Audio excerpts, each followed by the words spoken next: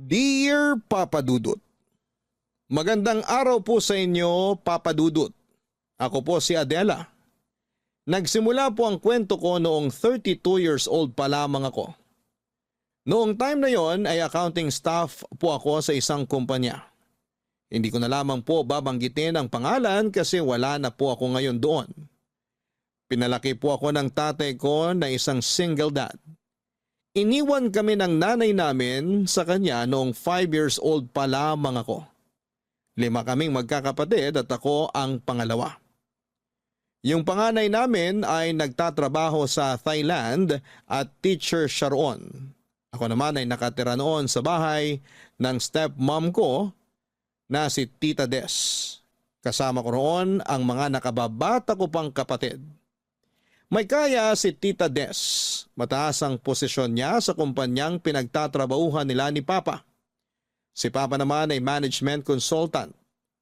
Yung bahay namin dati ibinenta na lamang ni Papa. At yung pinagbentahan ay nilagay niya sa savings account naming magkakapatid. Papa Dudut, dahil lumaki ako sa komportabling buhay, nahilig ako sa mga party. Hindi rin ako nakipag-boyfriend noon kasi puro hookups lamang ang gusto ko. Takot ako noon sa commitment at wala rin akong plano na magkaroon ng pamilya pagdating ng araw. Nakakahiyaman pong sabihin pero napaka-wild ko po noon. Nasubukan ko nang makipagtalik sa 2 lalaki at every week ay iba-iba yung mga nakakasama kong lumabas. Alam yon lahat ni Papa pero hinayaan niya lamang ako dahil adult na raw naman ako. At alam ko na raw kung ano ang ginagawa ko. Hindi naman siya nagkukulang sa mga paalala pero sadyang matigas lang ang ulo ko ng time na yon. Matagal-tagal akong hindi nakapag-party at sumama sa iba't ibang lalaki noong naoperahan ako dahil sa appendicitis. Bumaba rin noon ang self-esteem ko nung nagkaroon ako ng malaking peklat dahil sa operasyon. Mga ilang buwan din na hindi ako sumasama sa mga kaibigan ko. Until one night, Papa Dudut, hindi ako nakatanggi sa imbitasyon ng best friend kong si Yuna. Nasa bar kami noon at may nakilala akong lalaki, si Arwin. As usual ay lumabas po kami pero imbes na sa hotel kami pumunta, nagulat po ako nang doon niya ako dinala sa bahay niya.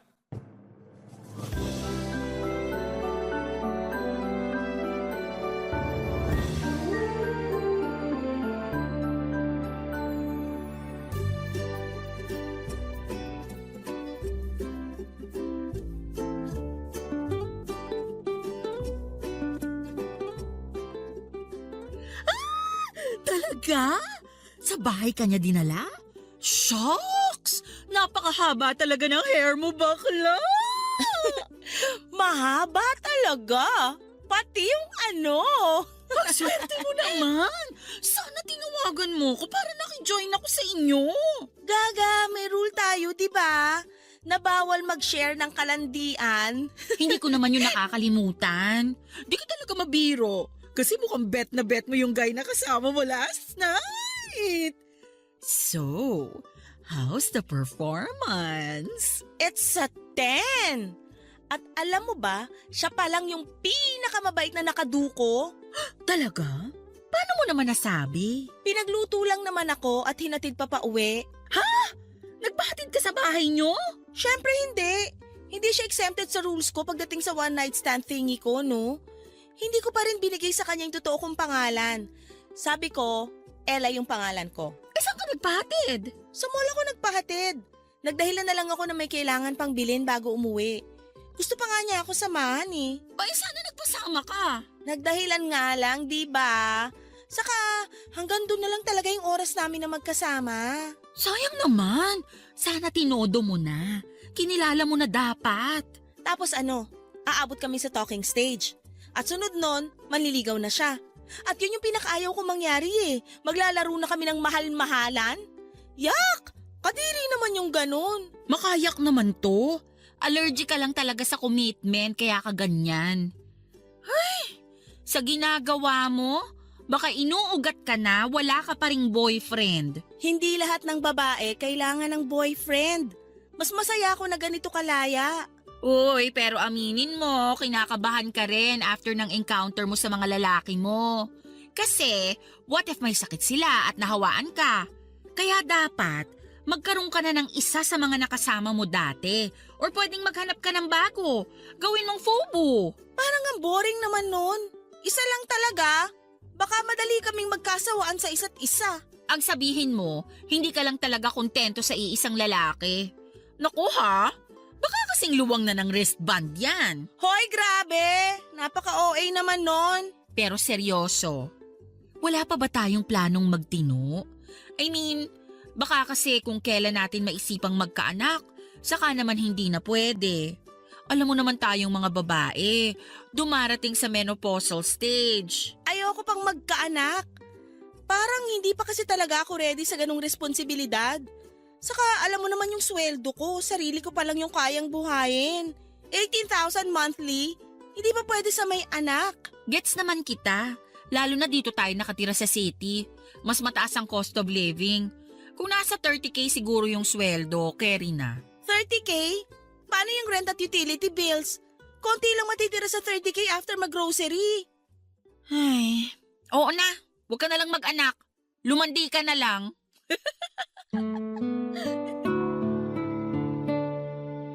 Papadudot sa lahat ng lalaking naka one night stand ko ay si Arwin pa lang ang nagustuhan ko ang personality. Kahit na isang gabi lang kaming nagkasama, naramdaman ko na iba siya. Parang mas naging interesado pa nga siya noon sa mga hilig ko at ibang mga bagay tungkol sa akin kesa sa sex. Kahit na yun naman talaga ang rason kung bakit ako sumama sa kanya. Pero kahit mabait siya, gwapo at gentleman, hindi pa rin siya exempted sa mga rules ko pagdating sa one night stand. Sa mga sumunod na araw, pinagsisihan ko na hindi ko man lang naitanong ang buong pangalan ni Arwin para na-stalk ko man lang siya sa Facebook. Para sana kapag naisipan ko pang makipagkilala sa kanya ay madali na lang sa akin. Pero inunahan din ako ng takot noon. Sa unang tingin ko pa lamang kasi kay Arwin ay para siyang yung lalaki na date to marry. Iba lang yung case namin kasi hindi naman matatawag na date yon. Feeling ko kasi noon ay parang mawawala na yung excitement sa buhay ko kapag committed na ako. Kaya hindi talaga ako sumugal sa isang relasyon. After 2 months, saka ko lang na-realize na si Arwin na pala yung huli kong naka one night stand. Hindi na kasi ako nakakalabas-labas noong nabisi na ako sa trabaho at nagkasakit pa. Kaya nawala na ako ng pagkakataong maglakwat siya.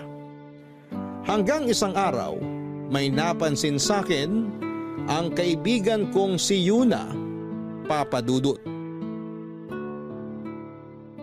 Ang sarap, shucks. Ay, nagsisisi ako na isang cheeseburger lang binili ko. Hoy, matantakaw mo yata ngayon. Para namang first time mong makatikim ng cheeseburger. Nagugutom kasi ko, tsaka natatakam ako dun sa amoy ng patty.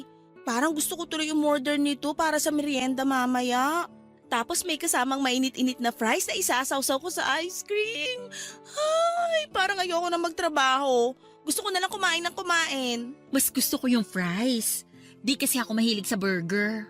Uy, mag-share ka mamaya ah. Uy, ano ka ba? Sa akin lang yun. Kulang pa yun sa akin eh. Bakit ba kasi gutom na gutom ka, girl?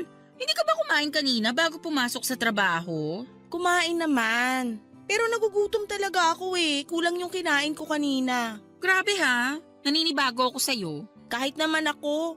Hindi ko nga alam kung bakit bigla akong tumakaw ng ganito. Siguro dahil sa stress sa work natin. Hindi na kasi tayo nakakapagwalwal. Inom kaya tayo mamaya? Sige, tara. Pero konti lang ha. May pasok pa tayo bukas. Joke lang. Ayokong uminom ng bitin. Sa weekend na lang. Okay, sabi mo eh.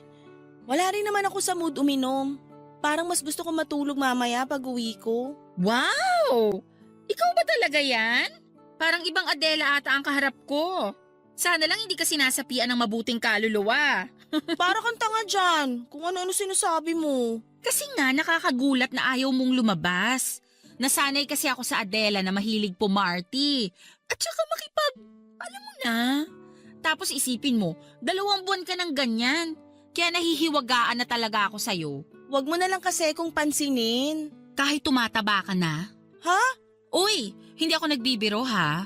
Nagkakalaman ka na talaga. Tignan mo yung pisngi mo. Oh, pati ang braso mo. Yung totoo, kailan yung huling beses na nanalamin ka? Kasi sa pagkakaalam ko, sa ating dalawa, ikaw yung masyadong self-conscious. My gosh! Oo nga! Hindi pwede to. Kailangan ko magpapayat. Mag-gym ka. Jim, paano sobrang busy natin? Girl, may weekend naman. Ayoko. Sa bahay na lang ako mag-workout. Plano mo bang magmukmok? Oh, grabe. Hindi talaga ikaw yan. Bakit ba kasi ang kulit mo? Kanina ka pa ah. Hala siya? Napikon ka na dun sa sinabi ko? Nakakainis ka kasi. Kung napapangitan ka sa akin, diretsuhin mo na lang. Uy girl, hindi na ba uso ang joke sa'yo? Ganito rin naman tayo dati ha. Bakit parang bigla kang naging sensitive dyan? Babalik na ako sa table ko. Wala na akong gana kumain. Tsusera ka, naubos mo na nga eh. Hoy, parang tanga naman to. Sorry na. Sorry kung na-offend kita sa mga nasabi ko. Hindi ko talaga alam na ma-offend ka ron. Nasanay lang kasi ako sa biruan natin. Kaya pasensya ka na. Sige na, hayaan na natin yun. Pero gusto ko na talaga bumalik sa table ko. O sige, basta okay tayo ha. Oo naman. Pasensya ka na rin. Nadala lang ako ng inis ko kanina.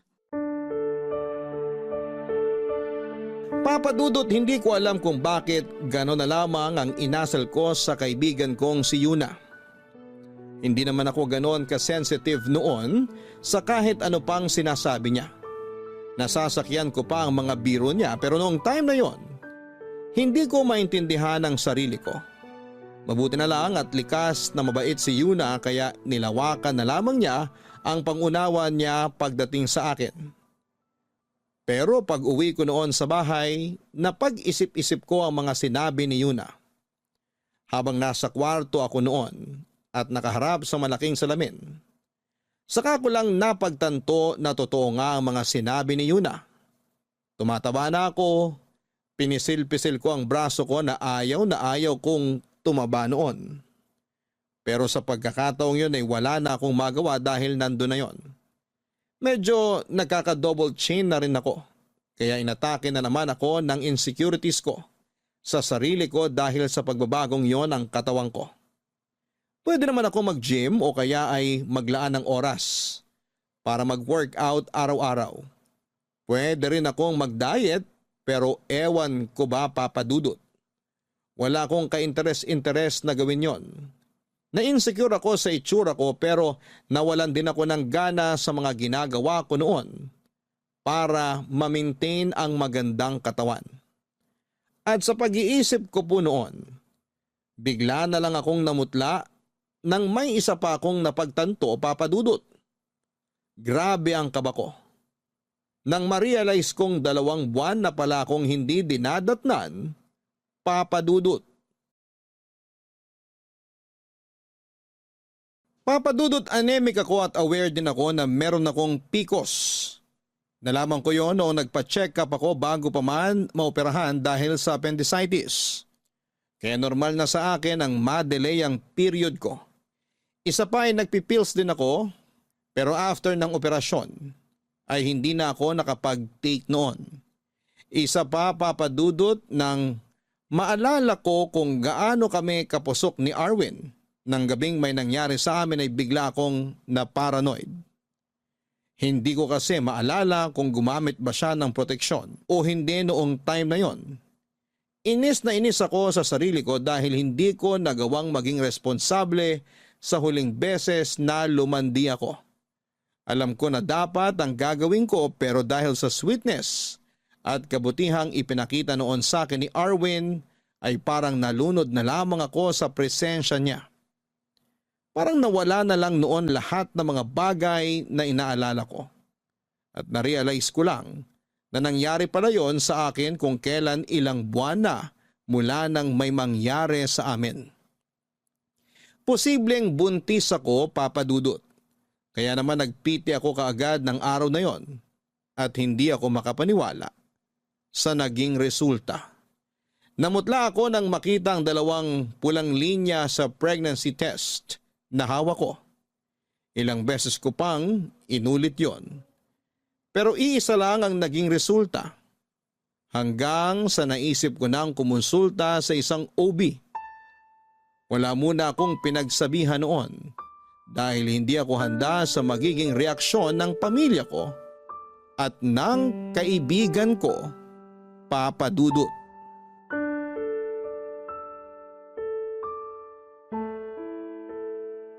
Oh my gosh, girl! Totoo ba? As in, buntis ka?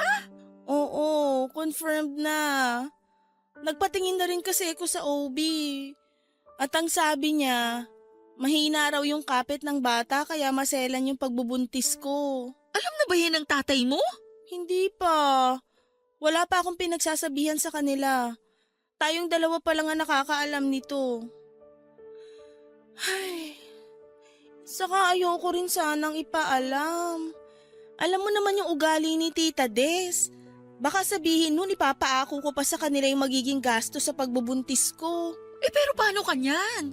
Maselan yung pagbubuntis mo kaya kailangan mo ng matinding pag-iingat. Ilang buwan na lang, hindi ka na makakapagtrabaho niyan. Kaya nga kailangan kong paghandaan yun. Hindi na muna ako masyadong gagastos ngayon para makapagtabi ako ng pera. Pero girl, hindi magtatagal, lalaki na rin yung tiyan mo at malalaman din ng tatay mo na buntis ka. Hindi nila malalaman. O paano? Aalis ako sa bahay ni Tita Des. Maghahanap na lang muna ako ng murang paupahan. Ano? Seryoso ka ba? Mas lalo kang mahihirapan nun. Gagastos ka sa renta tapos mag-isa ka pa. Kailangan mo ng kasama. Kakayanin ko to ng mag-isa. Kasalanan ko naman to kasi hindi ako nag-ingat. Nako ha, alanganin talaga ako sa desisyon mo na yan. Ay, natatakot din naman ako. First time kong magbuntis. Hindi ko pa gustong magkaanak pero wala naman akong balak na palaglag tong bata. Malaking kasalanan yun. O dyan naman ako proud sa'yo. Kasi kahit malandi ka, matino kang mag-isip pagdating sa bata. Gaga ka talaga. Pero, kakailanganin ko yung tulong mo ha. Sure, sabihan mo lang ako kung anong magagawa ko for you. Andito lang ako lagi. Basta, ninang na ako agad ng anak mo ha. Oo naman. Kung gusto mo maging second mom ka pa niya eh. Ay, gusto ko yan! Nga pala, kung kailangan mo ng murang paupahan, matutulungan kita dyan. Talaga? Oo, may paupahan yung tita ko. Pwede ko siyang kausapin para i-reserve yung bakanting kwarto ron. Bahay yun ha, marami kang kasama ron. Pero all girls naman, kaya wala kang dapat alalahanin. Sige, sabihan mo ko kung magkano yung rent para mapaghandaan ko. May laman pa naman yung savings account ko kaya may magagamit pa ako kung sakali. Pero mas maganda kung kakausapin mo muna yung tatay mo. Para hindi siya mabigla na aalis ka ng bahay ng tita Des mo. Kakausapin ko naman talaga siya. Pero hindi pa lang talaga pwedeng sabihin yung dahilan kung bakit ako lilipat. Basta kapag kailangan mo ng tulong, huwag kang mahihiyang magsabi sa akin. Kahit sa pera pa yun, basta meron ako, pahihiramin kita. Thank you ha. Sobrang supportive mo talaga sa akin. Sana ganyan ka pa rin hanggang sa makapanganak ako. Kahit hanggang sa lumaki na yung anak mo, andito pa rin ako. Best friends nga, di ba? Iiyak na ba ako? Uy, gaga.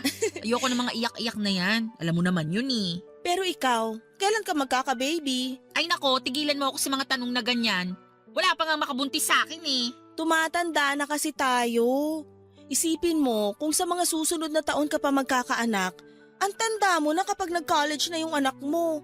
Kakayanin mo pa kaya siyang suportahan nun? Hoy, ano ba? Huwag mo nga akong i-pressure. Kailangan mo na talagang ma-pressure. Kung ako sa'yo, damayan mo na ako sa pagbubuntis ko.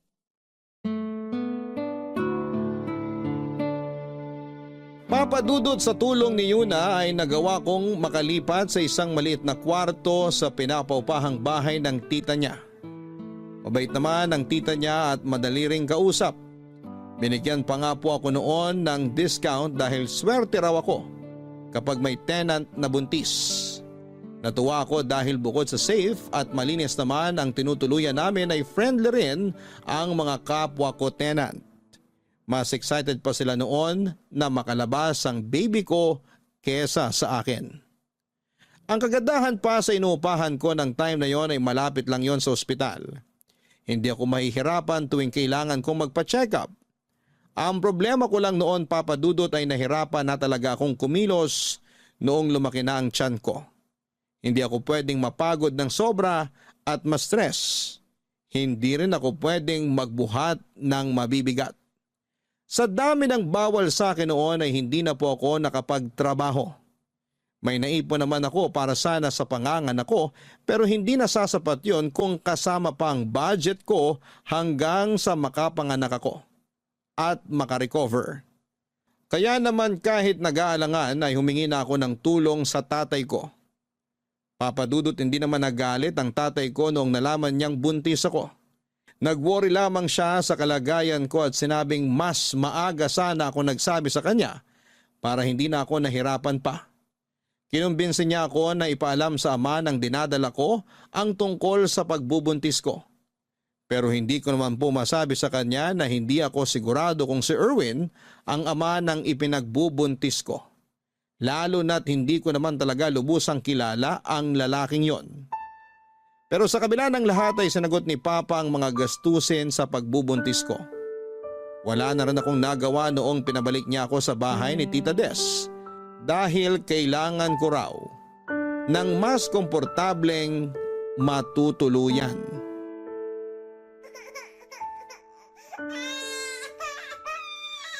Tahan na, baby. Nandito lang naman si Mommy. Hindi mo ba kayang patahanin yung anak mo? Nakakaistorbo ng tulog eh. Ang ingay-ingay. Pasensya na, tita. Nilabas ko lang siya ng kwarto para paarawan kanina. Oh, tapos na kayo magpaaraw, di ba? Eh di bumalik na kayo rin sa kwarto mo at kung pwede, magkulong na lang kayo maghapon para hindi ko marinig yung kaingayan ng anak mo. Pasensya na po talaga, tita. Ngayon pa lang kasi ako nakapag-alaga ng bata kaya naninibago rin ako. Hayaan niyo po, kapag nasanay na ako, hindi na kayo maiistorbo sa iyak ni Sevi. Eh kailan pa yon? Kasi naman lalandi-landi, hindi naman pala handa sa pagiging ina. Kaya po ba hindi na kayo nagkaanak? Kasi hanggang ngayon hindi pa rin kayo handa? At bakit naman ako nasali sa usapan? Wisit ka! Kayo po unang na personal, tita. Sinusubukan ko naman pong makisama ng maayos sa inyo pero kung tratuhin nyo kami ng anak ko, parang sampid lang kami rito. O bakit? Hindi ba totoo naman? Buti nga sa'yo na mismo nang galing eh. Gumagastos naman din po ako rito sa bahay. Saka hindi naman po pera nyo ang ginagastos namin. Kay Papa yon. Yung pera ng papa nyo, pera ko na rin. Paano naman nangyari na conjugal yun hindi nga po kayo kasal? Kahit na! Sa mata ng mga tao, ako na yung asawa ng papa nyo. Sa madaling salita, feeling nyo lang po yun. Pero hindi naman talaga. Bastos ka! Kayo rin naman po Kaya patas lang. Sa susunod na pagsalitaan mo ako ng ganyan, palalayasin kita rito. Di go! Para naman gustong gusto kong makasama kayo rito. Akala nyo ba kapag napaalis nyo ako rito, titigil na si Papa sa pagtulong sa amin ng anak ko? Asa ka, tita. At talagang proud ka pang manandika kaya ka nagkaanak? Proud ako na may anak ako kahit na wala siyang tatay. At least ako, meron. Ikaw, wala. Kung gugustuhin kang hiwalayan ng tatay ko, baka hindi na siya magdalawang isip kasi madali ka lang namang iwanan. Wala kang pinanghahawakan. Wala kang karapatang pagsalitaan ako ng ganyan. Ikaw rin po, tita. Wala kang karapatang insultuhin kami ng anak ko kasi hindi naman ikaw yung nagpapalamon sa amin. Saka bakit ba big deal sa'yo yung simpleng pag-iyak ng anak ko? Para namang hindi ka dumaan sa pagiging baby. Wala ka talagang utang na loob! Ang tagal ko na kayong pinatira dito, tapos gaganyanin mo lang ako? Marunong po akong tumanaw ng utang na loob. Pero hindi ibig sabihin nun, hahayaan ko na kayong insultuhin kami. Saka kahit ano namang gawin ko, ganyan pa rin yung sasabihin nyo. Kasi alam ko naman na sa simula pa lang, napipilitan lang kayo na patuluyin kami rito dahil kay Papa. Pero alam nyo, tita, kapag nalaman ni Papa na hindi nyo gustong nandito kami, baka maghanap na siya ng ibang bahay. Tapos, hindi ka na niya uwian kasi mas gusto niya kaming makasama. Lalo na ngayon na may apo na siya. Gustong gusto niya kasi na may baby siyang nakikita. Kaya kapag wala na kami rito, bihira na rin kayong magkakasama. Alam mo, buwisit ka sa buhay kung babae ka! I feel the same, tita.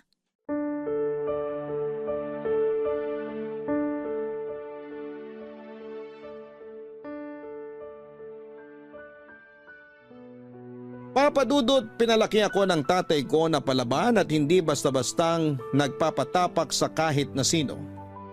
Kaya naman hindi ko na napigilan ang sarili kong patulan si tita sa ginawa niya. Sa totoo lang, hindi naman kami pabigat sa bahay niya ng time na yon. Ginagamit ko pa rin naman ang naipon ko sa pagtatrabaho. Pero hindi ko rin tinatanggihan ang mga ibinibigay ni Papa para sa anak ko. Masasama kasi ang loob niya kapag tinanggihan ko yon. Ang katwiran niya kasi kahit naman daw kaya ko nang magtrabaho, tatay ko pa rin siya kaya magbibigay siya hanggat kaya niya. Doon po ako hanga kay Papa. Kung sa pagiging responsableng ama lang naman po ang usapan ay ilalaban ko talaga siya. Sa kabila ng hindi namin pagkakaunawaan ni Tita Des, ay nanatili kami sa bahay niya. Gaya ng gustong mangyari ni Papa. Noong nakarecover na ako ay plano ko sanang kumuha na lamang muna ng mag-aalaga kay Sevi para makapagtrabaho ako ulit. Pero hindi po pumayag ang tatay ko. Hintayin ko raw muna na mag 3 years old si Sevi para komportable na akong iwanan siya sa ibang tao. Mahirap daw kasing ipagkatiwala ang bata kung baby pa lamang at ibang tao na ang nag-aalaga. Lalo na't hindi ko nakikita. Nagpatulong na lamang siya noon sa akin sa ilang paperworks niya dahil kaya ko namang gawin ang mga yon. Tapos ay binabayaran pa niya ako ng buwanan. Papadudot nung 3 years old na si Sevi, may napansin po ako sa anak ko. Sa ganong edad kasi ay hindi pa rin siya nakakapagsalita. Actually, matagal ko nang napapansin na hindi siya nagre-respond kapag tinatawag ko siya sa pangalan niya. Hindi rin po siya nakikinig tuwing sinasaway ko sa sobrang kakulitan niya. Pero akala ko po noon ay normal lang sa bata yon. Hanggang sa may napanood po ako tungkol sa autism spectrum disorder. Papadudot, may napanood akong nanay na nagba-vlog tungkol sa anak niya na may autism spectrum disorder or ASD. Parehong-pareho nito ang behavior na na-observe ko sa anak kong si Sevi. At para makasigurado ay kinonsulta ko na siya sa isang developmental pediatrician. At doon ko na po nakumpirma na may ASD nga ang anak ko. Hindi ko po alam kung ano ang magiging reaction ko noong nalaman ko yon. Sobra po akong nalungkot at nakaramdam ako ng takot para kay Sevi. Aware naman po kasi ako sa mga iniisip ng ibang tao na walang sapat na kaalaman sa ganong kondisyon ng bata. Pero hanggat maaari, hindi ko itinuring na iba ang anak ko. Pinalaki ko siya ng normal at hindi itinatago sa mga tao. Hindi naman po yun naging madali para sa akin, lalo na at maraming nagsasabi na hindi siya normal. Marami rin yung kinakawaan siya na para siyang may malubhang sakit at hopeless case ang kondisyon na meron siya. Kaya madalas akong may nakakasagutan noon. Sa katagalan ay nasanay na rin po ako sa mga tao sa paligid ko. Imbes na makipagtalo o makipag-away ay pinapaunawa ko na lamang sa kanila ang kondisyon ni Sevi. Pero kung nagagawa ko yon sa ibang tao, kabaliktaran naman ng kay Tita Des. Kahit kasi alam niya na may ASD ang anak ko ay sarado ang isipan niya para maintindihan yon, Papa Dudut.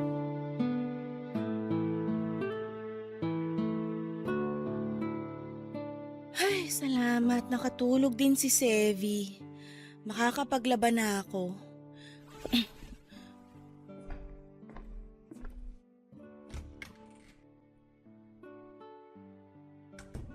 Oh, nandyan ka na pala.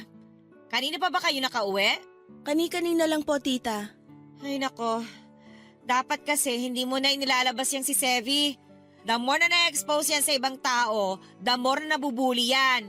Tita, na-appreciate ko naman po yung concern nyo.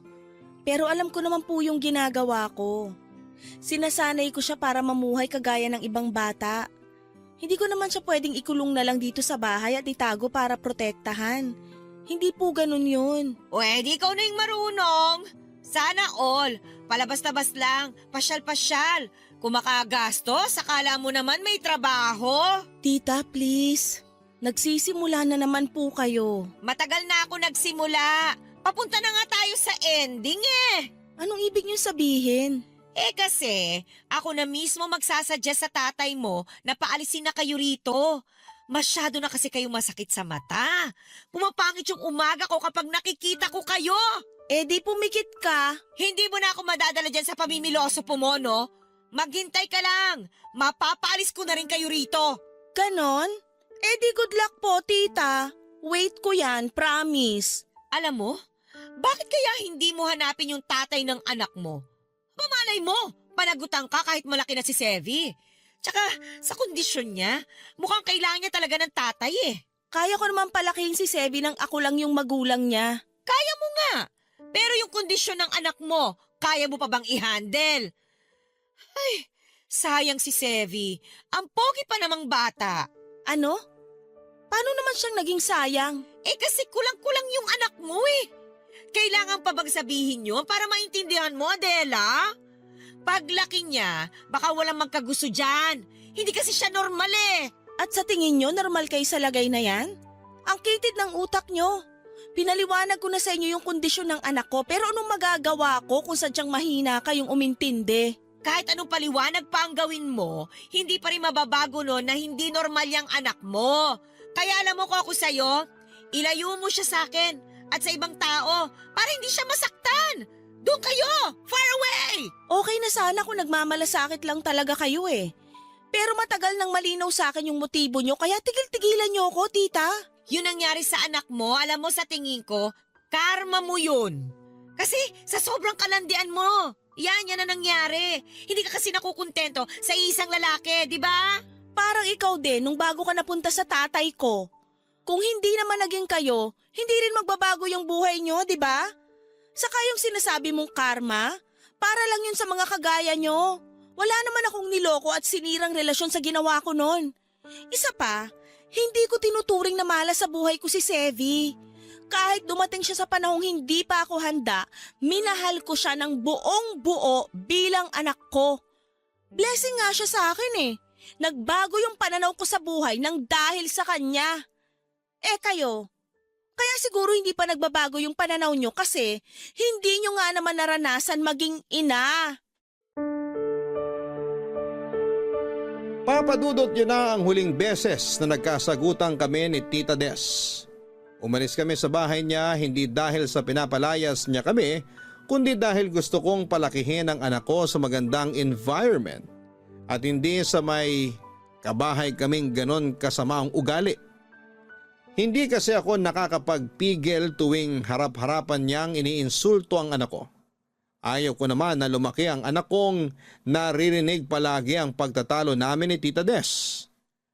Ayaw sana ni Papa na umalis kami pero ipinaliwanag ko sa kanya ang sitwasyon namin ni Tita Des para maintindihan niya ang desisyon kong yon. Dahil wala pa naman akong trabaho, nang hiram na lamang muna ako kay Papa ng gagamiting panimula.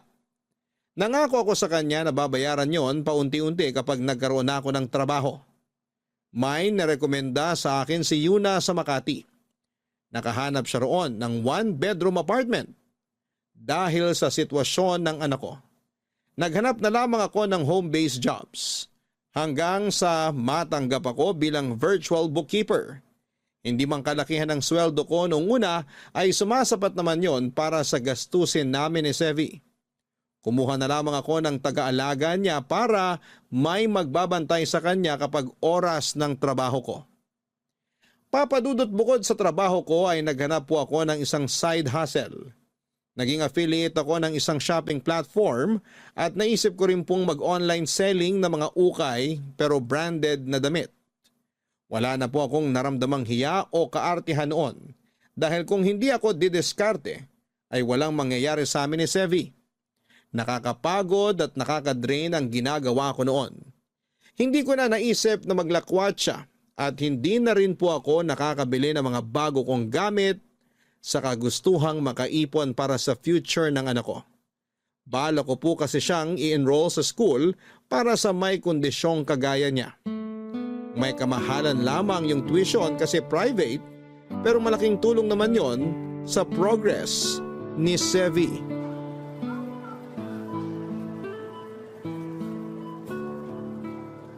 Sayang, wala na palang egg noodles dito. Favorite pa naman yun ni Sevi. Miss, kung gusto mo, sa'yo na lang tong isa. Dalawa naman yung nakuha ko eh. Favorite ko rin kasi to. Sure ka? Arwin? Wow, kilala mo pa pala ako. Ikaw si Ella, tama? Tagal nating di nagkita. Kamusta ka na? Okay lang naman. Ikaw? Eto, pogi lang. Wow ha, believe talaga ako sa confidence mo. Sa confidence na nga lang kumakapit eh. Mukhang marami-rami kang pinapamili ah. Tulungan na kita maghanap ng mga bibilin mo para mabilis ka matapos. Ha? Wag na. Okay lang ako, kayang-kaya ko na to. Para sana makapagkwentuhan pa tayo kahit sandali lang. Ngayon lang naman to. Kasi paglabas natin dito, siguradong di mo na ako papansinin. Uy, di naman. Kaya nga pumayag ka na. Sige na nga, baka di mo rin ako tigilan eh. Ano pa ba yung kulang dito sa cart mo? Toiletries na lang. Okay sige, nandun lang naman yung sa kabilang section. Tara. Nag-grocery ka rin pala. Oo, mas gusto ko kasing ako'y namimili ng mga kailangan sa bahay. Lumipat ka na dito sa Makati? Oo, kapatid ko na yung nakatira doon sa bahay na inuuwian ko dati. Actually, sa parents namin yon, binigay lang sa akin. Pero matagal ko nang gusto lumipat dito. Maganda kasi offer sa akin dito sa Makati kaya pinatos ko na. Bumili ka ng bagong bahay? Condo unit lang. Buti ka pa. Ako kasi nag-rent lang. Okay lang yan. Makakausad ka rin pagdating ng araw. Dito na yung toiletries. Ikaw na mauna magliko ng cart mo. Sige. Oh, nahulog phone mo. Ako na kukuha. Salamat. Eto, ang cute naman ang nasa wallpaper mo. Anak ko to, si Sevi. Siya yung may favorite ng egg noodles. Galing naman, pareho kami. Comfort food niya kasi yun. So, may asawa ka na pala? Wala, single mom ako. Gusto ko sanang itanong kung bakit pero baka hindi ka komportabling sagutin yun. Kaya wag na lang. Wag na nga. Ayoko rin kasing pag-usapan. Sabi ko nga. Kaya hindi rin ako magtatanong tungkol sa'yo. Okay lang naman kung gusto mo magtanong sa akin. O kaya, ako na lang yung magkukwento. Noong nagkita kasi tayo, halos hindi tayo nakapag-usap. Oo nga eh. Pero gano'n naman talaga kapag one night stand lang, di ba? Na-break ko na nga yung isa sa rules ko nung hinatid mo ko eh. May mga rules ka rin pala. Ikaw rin ba? Oo, pero konti lang naman. Talaga? Ano yung isa sa rules mo? Hindi ako nakikipagrelasyon sa mga naka-one night stand ko. Bakit naman? Magiging komplikado lang. Siyempre ako, alam ko yung rason kung bakit ko yung ginagawa. So pareho lang kami ng mga babae na ikakama ko. At gaya ko, marami na rin dumaan sa kanila. Kaya sa tingin ko, hindi sila yung babaeng tatagal sa isang relasyon. Wow, so gusto mo pala yung tatagal sa relasyon. E di sana nanligaw ka na lang para hindi mo na kailangan ng ka-one night stand. Nag-e-explore pa kasi ako noon. Ini-enjoy yung pagiging single.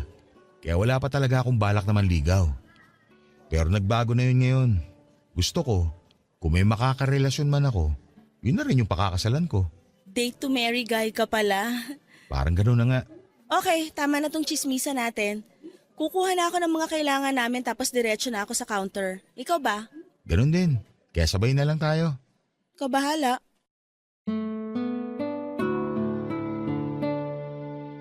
Papadudot, kahit umiwas ako noon sa usapan tungkol sa ama ni Sevi, ay hindi ko na napigilan ang pagtatanong ni Arwin.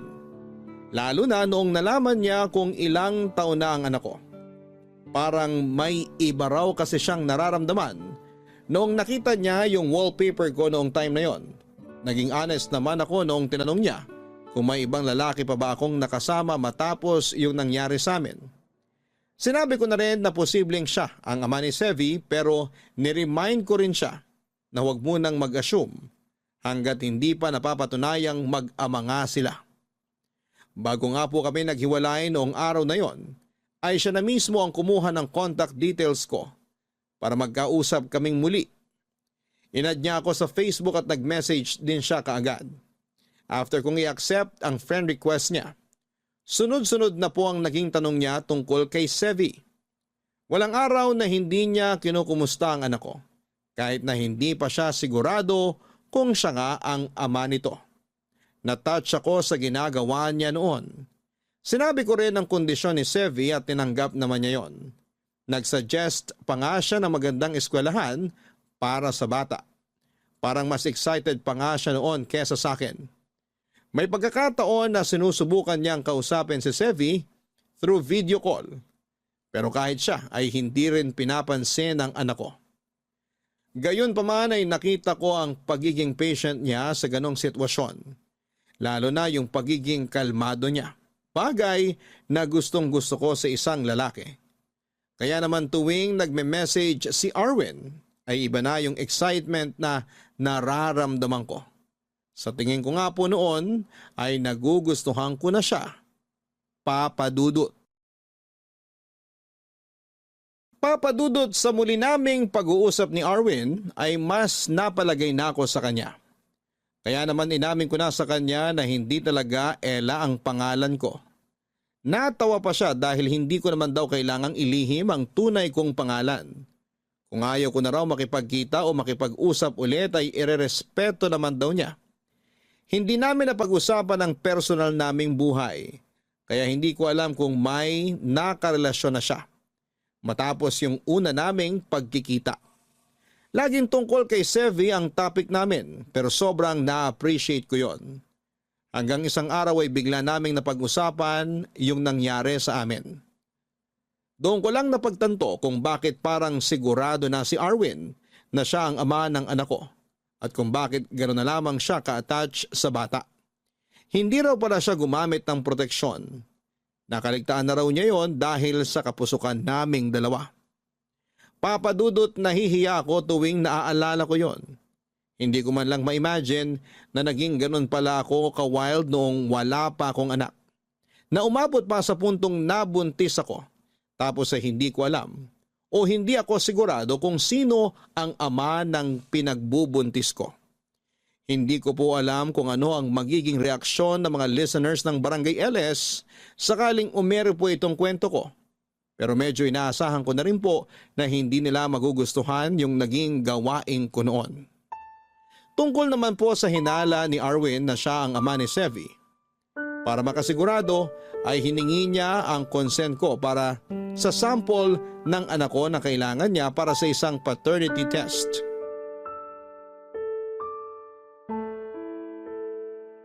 Okay ka lang ba? Oo naman. Ikaw nga dapat tanungin ko niyan kasi hindi mo pa binubuksan yung envelope. Gusto ko kasing sabay tayo makaalam ng resulta. Ikaw na ba magbubukas o ako na lang? Ako na lang. Okay, buksan mo na. Ay, sana positive. Kabado ka pa rin, no? Tingnan mo na kaya. Nabuksan mo na eh. Eto na, promise.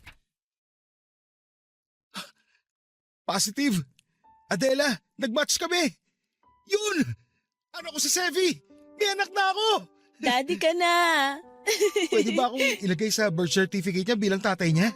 Well, pwede naman pero may proseso yon. Willing ka bang maabala? Kahit ano para kay Sevi. Sana hayaan mo ako magbigay para sa mga gastusin niya. Sa therapy niya, sa mga gamit niya, sa tuition niya, lahat. Ikaw na maraming ipon. Hindi naman. Matagal na rin kasi ako nagtatrabaho at wala naman ako sinusuportahan. Yung parents mo. Baka ako pa ibigyan nila. Hindi kasi sila nanghihingi sa amin. Kaya kami na lang nagkukusa. Pero mga regalo lang o kaya pagkain. Hindi nila tinatanggap pag pera. Pakisabi sa parents mo magpapaampon ako. Kami ni Sevi. Ako na lang ang aampon sa inyo. Talaga? Kaya mo bang umampon ng dalawa? Sama mo pa pamilya mo. Uy, biro lang ha. Baka mamaya, isipin mong napakayabang ko namang tao. Hindi naman ako ganun. Since mukhang financially stable ka na, hindi mo pa ba naiisip na magkaroon ng sarili mong pamilya? May anak na ako, di ba? I mean, yung may asawa ka, ganun. Hindi pa namin napag-uusapan ng girlfriend ko yung tungkol sa kasal. Busy pa kasi siya sa karir niya eh. May girlfriend ka na pala. Oo, 2 years na kami. Actually, magkakasundo kayo nun. Special education teacher siya. Matutulungan niya rin si Sevi. Mabuti kong ganun. Okay ka lang ba? Parang nanamlay ka bigla. May iniisip lang ako. Iniisip mo ba kung paano sasabihin kay Sevi na ako yung daddy niya? Hindi ko alam kung maiintindihan niya na yung ganitong bagay, pero makakatulong kung palagi ka niya nakikita at nakakasama. Walang problema sa akin yun.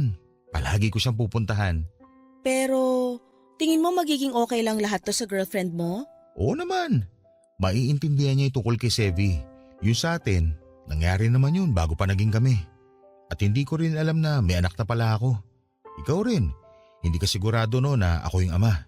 Kaya sa tingin ko, magiging okay pa rin kami kahit malaman niya yung tungkol sa anak natin. Sana nga. Ayokong maging dahilan kami para magkasira kayo. Pinatibay niyo yung 2 years niyong relasyon at sisiguruhin kong hindi kami ni Sevi yung sisira nun. Alam ko rin naman na hindi yun mangyayari. Hindi ikaw yung klase ng babae na maninira ng relasyon ng iba. Kung makapagsalita ka dyan, parang kilalang kilala mo na ako. Siguro nga nagkakilala tayo sa maikling panahon pa lang. Pero iba yung nakita ko sa'yo. Mabuti kang ina kay Sevi. Sa totoo lang, hindi ko inaasahan na magiging ganun kakakalmado para sa isang batang may autism. Yung ibang nanay kasi maiksi yung pasensya. Umaabot sila sa punto na sinisigawan na nila yung anak nila. Hindi ko yan kayang gawin kay Sevi. Dugot laman ko siya kaya sobrang mahalaga siya sa akin. At kasama mo na ako magpapahalaga sa kanya ngayon bilang ama niya. Papa Dudut, ayoko naman talagang masira ang relationship ni Arwin at ng girlfriend niya. Pero aaminin ko, lihim kong hiniling na sana kami na lang para mabuo yung pamilya namin ni Sevi. Isa pa sino ba naman ang hindi nagugustuhan ang lalaking napaka-green flag. Hindi naman siya perfect. May mga kalokohan din siya sa buhay pero gaya ko, isa rin siya sa mga taong nagpapatunay na hindi yung mga kalokohang ginawa namin ang magde-define kung mabuting tao kami o hindi. Pero kahit gusto ko siya bilang isang lalaki, ay hindi ko rin kaya na maging dahilan para masaktan ang ibang babae. Oo, sobrang wild ko noon at parang babaeng pakawala ako.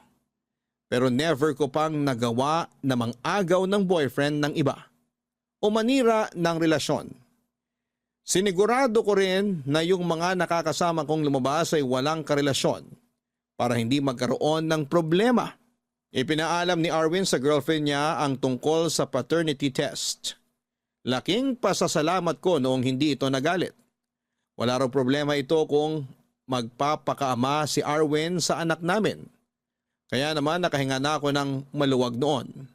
Hindi ko na rin masyadong poproblemahin ang mga gastos kay Sevi dahil may katulong na ako noon. Napakaswerte ko po, Papa Dudut, at hindi ko po alam kung anong nagawa ko para i-bless ako ni Lord ng ganon. Pero bukod po doon ay may mas maganda pang nangyari.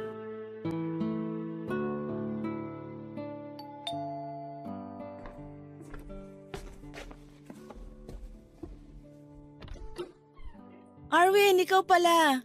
Pasok ka. Salamat. Si Sevi. Nasa kwarto, naglalaro. Aga mo ngayon ah. Saka parang ang dami mo namang dala. Nag-grocery na ako para sa inyo ni Sevi. Lapag ko na rito ha. Aba, kaya pala nagtatanong ka kung anong mga pagkain yung gusto niya ha. Pero kaya ko namang mag-grocery. Hindi mo na kailangan gawin yan. Masyado ka ng maraming ginagawa para kay Sevi. Hayaan mo na ako. Hindi naman to araw-araw eh. Tuwing pupuntahan ko lang naman siya. Oo na, hindi rin naman kita mapipigilan eh. Oo nga pala, kaya rin ako nandito para ipagpaalam si Sevi bukas. Para saan? Isasama namin sana siya mamasyal, kung okay lang sa'yo. Oo naman, okay lang sa akin yun. Bakit naman hindi? Baka kasi may nauna na kayong lakad. Tsaka ayoko naman basta-basta na lang kunin ko dito si Sevi kung kailan ko lang maisipan. Mas maganda kung ipagpapaalam ko muna. Salamat ha. Hayaan mo, hindi kita pagbabawalan na hiramin siya. Pwede mo siyang ipasyal lang kayong dalawa lang o kaya kasama yung girlfriend mo. Walang kaso sa akin yun. Pero sa susunod, kasama ka na. Tayong 4. Para makita ni Sevi na mas malaki na yung pamilya niya. Gusto ko yan. May isa pa nga pala akong ipagpapaalam sa'yo. Ano yun? Nagpaplano na kasi kami ng girlfriend ko na magpakasal eh. Talaga? Magpapakasal na kayo? Oo. Kung papayag ka sana, kukunin naming ring bearer si Sevi. Sure! Okay na okay nga sa akin yun eh. Okay ka lang? Bakit parang naiiyak ka? Masaya kasi ko na may tatay siya na kagaya mo. Yung hindi siya ikakahiya.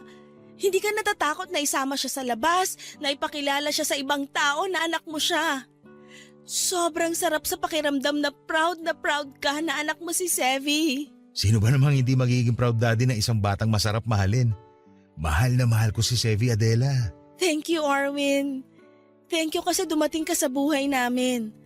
Hindi mo lang binigay yung sarili mo sa kanya bilang ama. Binigyan mo rin siya ng malaking pamilya na magmamahal sa kanya. Nabanggit na rin naman yung malaking pamilya. Excited na yung mga magulang ko na makita si Sevi. Pati na rin ikaw. Kaya minsan, imbitahan ko kayo sa bahay. Kaya sana makapunta kayo. Makakatanggi pa ba ako? Pamilya mo na yun eh. Natin, Adela. Yung pamilya ko, pamilya nyo na rin ni Sevi. Basta ha, kapag ako naman yung nag-invite sa inyo para makilala nyo si Papa, bawal din kayong tumanggi. Ipupusta ko mga daliri ko. Walang tatanggi sa pamilya ko, Adela. Siguraduhin mo lang, kasi baka ikasal ka na putol yung mga daliri mo. Saan pa susuot yung wedding ring? Alam mo, si Raulo ka rin bumanat eh, no? Hoy, mas malala ka, no? Oo na. O siya, punta ako muna si Sevi sa kwarto. Magkakalat kami, ha? Basta marunong ka ring maglinis, makakalabas ka pa ng buhay rito.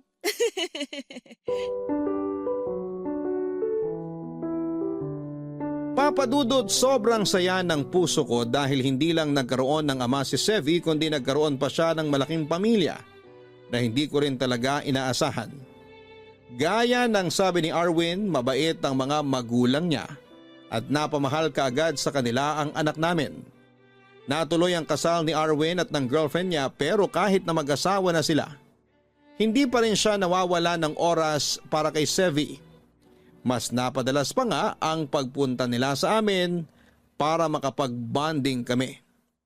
Sa lahat ng nangyari sa buhay ko, hindi ko akalain na magiging matalik kaming magkaibigan ni Arwin. Nagawa namin yon para kay Sevi. Bilang respeto sa asawa niya ay kinalimutan ko na at pilit na binura ang nararamdaman ko para kay Arwin. Sa katagalan naman ay nagawa ko rin yon. Kaibigan na lang talaga ang tingin ko sa kanya at isang mabuting ama para sa anak ko. Imbis na ikahiya niya si Sevi dahil sa kondisyon ng anak namin ay pinagmamalaki pa niya na may anak siya.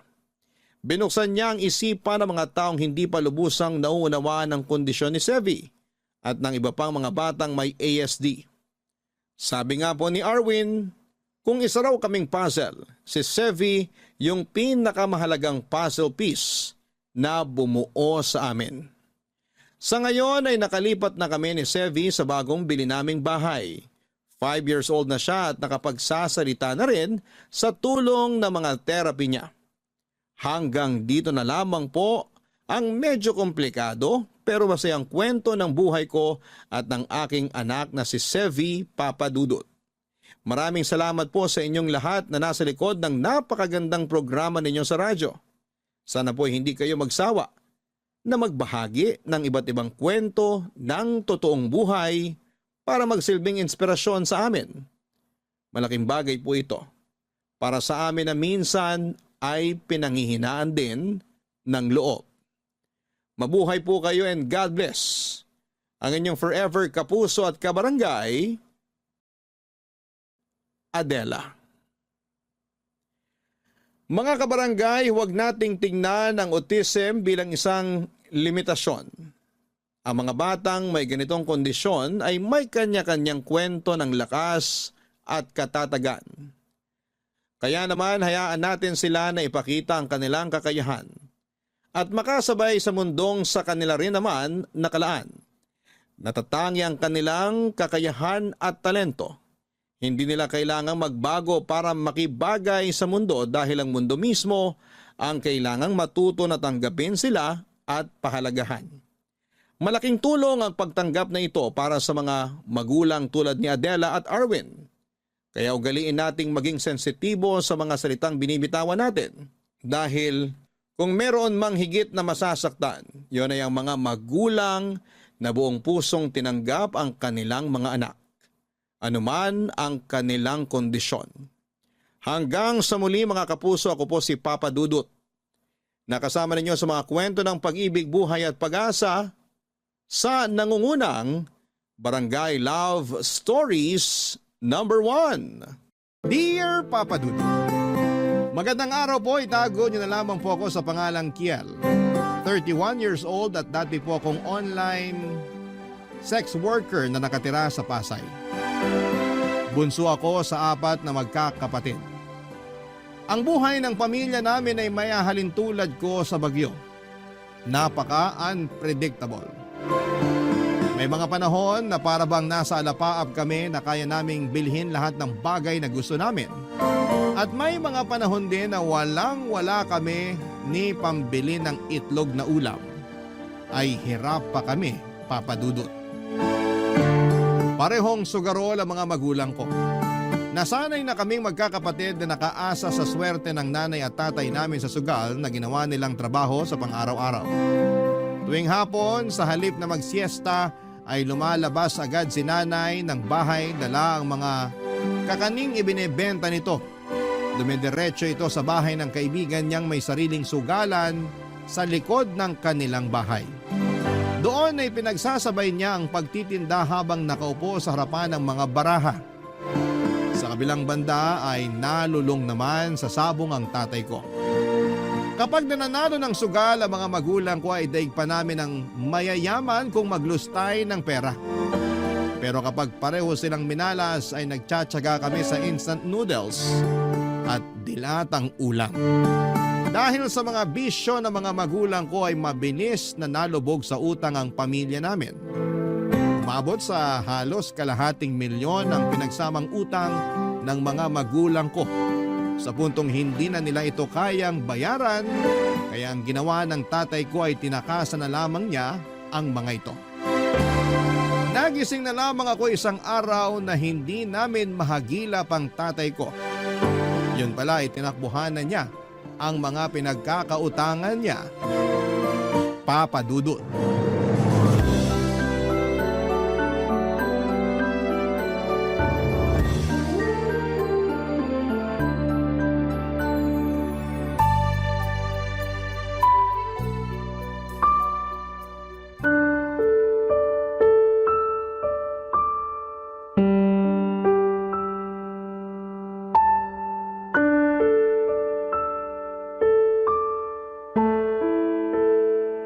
So ano? Wala ka pa bang balita tungkol sa tatay mo? Wala pa eh. Ni Honey ho, wala man lang siyang paramdam. Kahit sabihin lang niya sa amin kung buhay pa ba siya o hindi na. Ano ba kasi nangyari? 1 buwan na siyang hindi umuwi ah. Baka naman may pinagtataguan. Ganun na nga. Sa dami ng utang niya, naisip na lang siguro niyang solusyon sa problema niya, umalis, magtago at iwan sa amin yung patong-patong niyang utang. Hirap niyan, pre. Mahirap talaga. Kami na ngayon yung binubulabog ng mga naniningil sa kanya. Biruin mo, kada araw nasa 3 hanggang 4 ang nagpupunta sa bahay para maningil sa kanya. Hindi na nga makalabas si nanay dahil dun eh. Sinubukan mo na ba siyang hanapin sa mga kaibigan niya? Sa probinsya niyo? Tumawag na kami sa lola namin sa probinsya, wala raw siya doon. Maging sila nag-aalala na rin dahil hindi raw nagpaparamdam sa kanila si tatay. Nagpunta na rin kami sa mga kumpare niya, pati sa mga kaibigan niya sa sabungan. Pero wala rin silang balita kay tatay. Maging sila nga hinahanap si tatay kasi may utang din siya sa kanila. Hindi niyo ba sinubukan mag-report sa pulis para matulungan nila kayo? Bakit naman idadamay ang mga pulis? Hindi naman nawawala si tatay. Nagtatago yun kaya sa halip na hanapin, baka huliin pa yun sa dami ba naman ng utang niya. Hindi, sa pagkakaalam ko, wala namang nakukulong sa utang eh. Talaga? Bakit naman? May nabasa kasi ako sa Facebook tungkol dyan. Kasi pati yung tita ko, nagkautang din nun sa Ola. Ano naman yung Ola? Online lending apps. Nagpatulong siya sa barangay noon kasi tinatakot na siya ng mga kolektor. Pero ang sabi sa kanya, bawal mang threat ang mga kolektor. Hindi rin totoo yung mga panakot nilang makukulong siya kasi nasa batas yun na bawal ikulong ang mga taong hindi nakakapagbayad ng utang. May ganun pala? Oo, pero syempre kapag tinakbuhan mo yung utang mo, hindi ka talaga tatantanan ng mga nangongolekta. Gagawin nila lahat para makuha nila pabalik yung perang inutang mo. Yun na nga ang pinagdadaanan namin ngayon eh. Stress na si nanay kasi pati mga kamag-anak namin, kinokontak na rin ng mga kolektor. Napost na nga sa Facebook si nanay at tatay eh. Hiyang-hiya na si nanay. Wala na rin gusto makipaglaro sa kanya ng tongits dahil sa nangyari. Alam mo kung anong mas malala? Ano? Pati trabaho ko natuntun na rin nila. Lagi nila akong pinupuntahan doon para hanapin si tatay. Araw-araw yun, walang mintis. Napagalitan na nga ako sa trabaho eh. Ang gusto nila, ako na lang ang magbayad sa utang ni tatay kasi ginawa rin niya akong co-maker sa mga utang niya. Ano naman yung co-maker? Yung kapag umuutang yung isang tao, may 2 o 3 silang co-maker para kapag hindi nakapagbayad ng utang yung taong umutang, obligado yung mga co-maker na bayaran yung utang, lalo na kung hindi nagpaparamdam yung nakautang. Sa sitwasyon namin, lahat kami sa pamilya, si nanay pati 3 kapatid ko, co-maker sa mga utang ni tatay. Ang lala pala ng problema nyo. Kaya nga hindi ko na rin alam kung anong gagawin ko eh.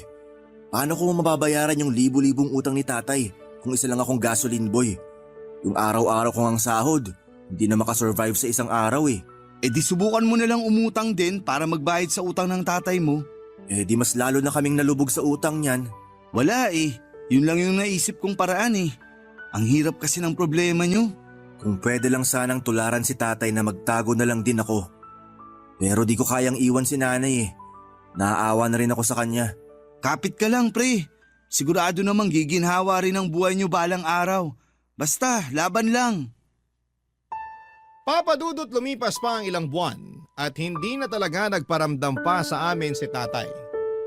Tumigil na rin kami sa paghahanap sa kanya dahil alam naming mahirap hanapin ang taong ayaw magpahanap. Dahil nga sa sunod-sunod na pangaharas sa amin ng mga debt collectors, ay napilitan kaming ibenta noon ang mga appliances sa bahay. Pati nga motor ko noon na ilang taong kong binayaran ay naibenta ko na rin para lamang mabawasan na mga utang ni tatay. Nasa punto na kami noon ng buhay namin na sobrang lugmok na kami, papadudot. Hindi na rin kinaya noon ng panganay naming kapatid ang problema sa bahay, kaya naman mas pinili na lamang niyang bumukod at makipag-live-in sa kanyang boyfriend. Hindi ko rin naman maaasahan noon ang 2 ko pang kapatid dahil pareho pa silang walang trabaho at tambay lamang sa bahay. Tanging kami na lamang ni nanay noon ang magkatuwang para buhayin ang pamilya naming tinalikuran ng sarili naming padre di pamilya.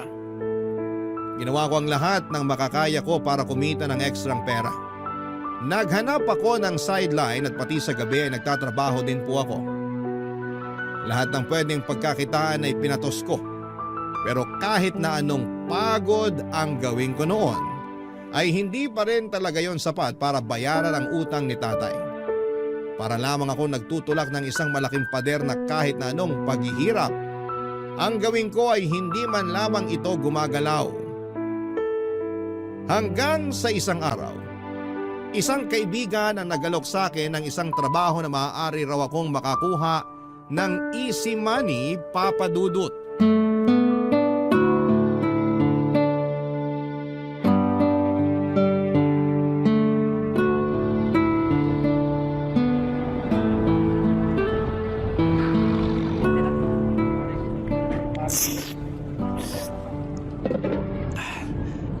Kakainin mo pa ba yan? Ha? Yang mami mo, uubusin mo pa ba? Kasi kung hindi na, ako na lang uubos. Kunin mo na. Ayun, salamat. Gutom pa ako eh. Mukhang problemado ka yata dyan ah. Araw-araw naman akong problemado eh. Kung sa bagay nga naman. May tanong ako sa'yo. Oh, ano yun?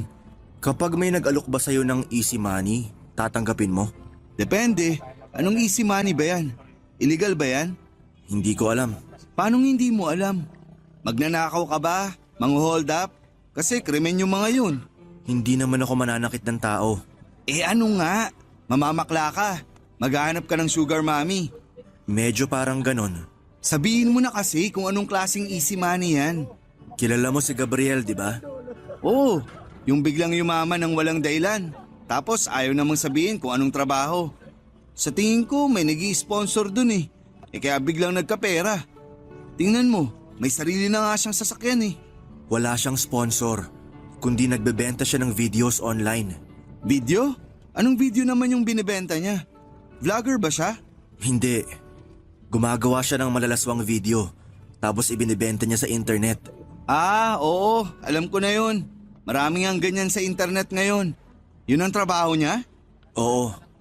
Yun din ang sinuggest niyang gawin ko kung desperado talaga akong magkapera. Kung video lang naman, wala naman sigurong masama dun. Talaga ba? Nag-aalangan kasi ako eh. Kesa naman magbenta ka ng laman, magbenta ka na lang din ng video. Kung yun talaga ang makakatulong sa'yo, bakit hindi? Paano ba ginagawa yun? Madali lang. Mag-perform ka lang sa harap ng camera. Tapos kapag gusto nilang panoorin yung buong video, kailangan nilang magbayad. Easy money nga talaga. Magandang lalaki ka naman. Maganda naman katawan mo. Kung gusto mong gawin yun para makatulong sa problema ng pamilya mo, gawin mo. Parang nakakahiya kasi. Pwede mo namang itago yung mukha mo eh, para hindi ka nila makilala. May mga napapanood din akong ganyan, nakatawan lang ang ipinapakita. Yung iba nga, naka-face mask eh. Ano? Papatusin ko na kaya to? Kung kaya mo namang gawin, bakit hindi? Kailangan mo ng pera ngayon eh. Wala na akong ibang choice eh. Ito na lang yung nakikita ko na pwedeng gawin. Pero paano mo ibebenta yung mga video mo? Saan mo ibebenta kung sakali? May website para dyan. Tutulungan daw naman ako ni Gabriel. Ipopromote daw niya yung mga video ko sa mga fans niya. Huwag kang mag-alala. Hindi ko sasabihin sa ibang tao tong gagawin mo. Tikom ang bibig ko. Hindi rin kita huhusgahan. Kasi alam ko naman na gagawin mo lang to dahil sa kagaguhang ginawa sa inyo ng tatay mo. Salamat. Pero kapag yumaman ka, huwag mo akong kakalimutan ha. Si Raulo, kapag nabayaran ko na yung mga utang ni tatay, titigil din ako agad. Basta, good luck na lang. Hanggang suporta lang naman ang may tutulong ko sa'yo. Kasi parehas lang din naman tayong hikaw sa buhay. Malaking tulong na yun para sa akin na may natatakbuhan akong kaibigan. Papa Dudut, doon ko na nga po pinasok ang mundo ng online sex working. Nung una ay natatakot ako na bawat upload ko ng video ay may makikilala or makakakilala sa katawan ko. Napraning ako noon na baka malaman ng ibang tao ang ginagawa ko. Sa tulong naman ni Gabriel na matagal na sa ganong klase ng kalakaran ay nakahanap ako ng fans sa mga sumunod na buwan. Gamit ang katawan ay binalandra ko ang kabuuan nito sa internet, kapalit ng pera. Ang tawag nila sa ganong klase ng trabaho ay alter, na ngayon ko lamang nalaman na nagmula pala sa salitang alter ego kung saan ay gumagamit ng ibang pagkakakilanlan ng isang tao sa online world para hindi sila makilala sa totoong buhay. Kumbaga, iba ang buhay nila sa realidad at iba rin ang buhay nila online. Noon din ay isang persona ang binuo ko, base na rin sa pantasya ng mga customers ko. Hindi naglaon ay mabilis din ako nakapag-ipon ng parokyano, Papa Dudut. Hindi nga ako makapaniwala na ganon lang pala kadaling makakuha ng pera sa pamamagitan ng pagbebenta ng adult videos. Cellphone at katawan lang ang naging puhunan ko. Para kong gumagawa noon ng sarili kong TV show kung saan ay buwan-buwan na nagbabayad ang mga fans ko para mag-subscribe at mapanood ang mga video ko na ina-upload ko araw-araw. Papadudod sa mga sumunod na buwan ay mas nadagdagan pa ang mga nanonood at nagbabayad sa akin hanggang sa unti-unti ko na rin nababayaran ang mga utang ng tatay ko. Okay na ako noon sa paggawa ng mga video. Pero nung nalaman ko ang mga tungkol sa collab ng mga alters ay mas nainganyo pa akong pasukin din ito. Papadudod.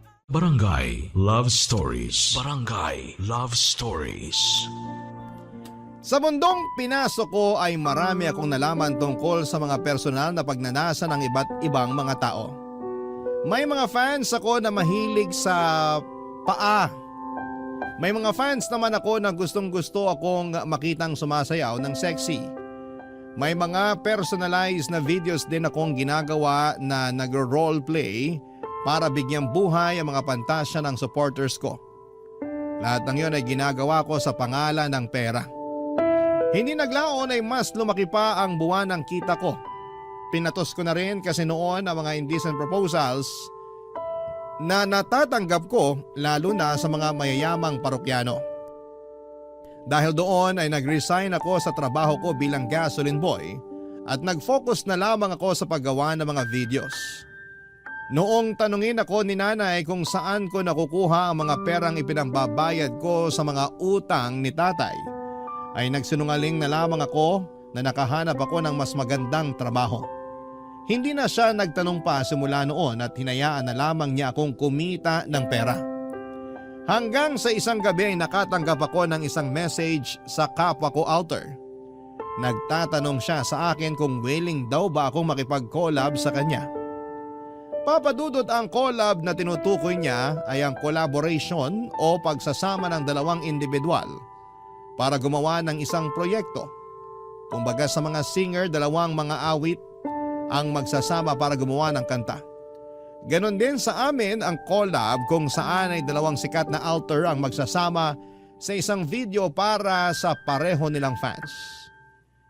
Isa ang pangalan ng alter na nag-message sa akin. Dahil interesado ako sa imbitasyon niyang yon, ay nagplano kaming magkita para pag-usapan ang mangyayaring collab sa pagitan naming dalawa.